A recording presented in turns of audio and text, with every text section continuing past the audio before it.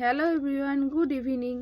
দেখো সন্ধ্যেবেলায় বাবিন গেছে ড্রয়িং করতে, যেহেতু শুক্রবার ড্রয়িং ম্যাম আসে, শুক্রবার আসে ড্রয়িং ম্যাম।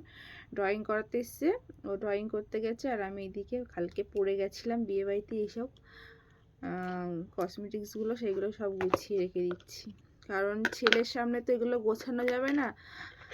ও এইটা নিয়ে খেলবে, ওটা নিয়ে খেলবে, এটা ফেলবে ওদিক, ওদিকটা এটা ফেলবে ওদিক।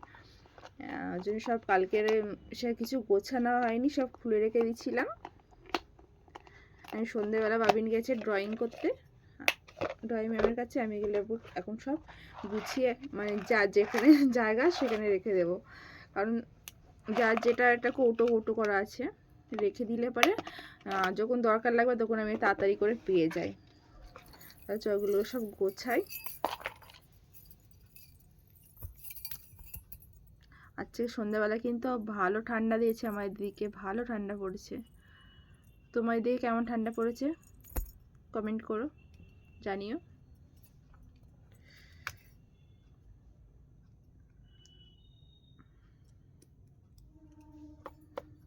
তাহলে চলো আমি এগুলো আস্তে আস্তে গোছাই।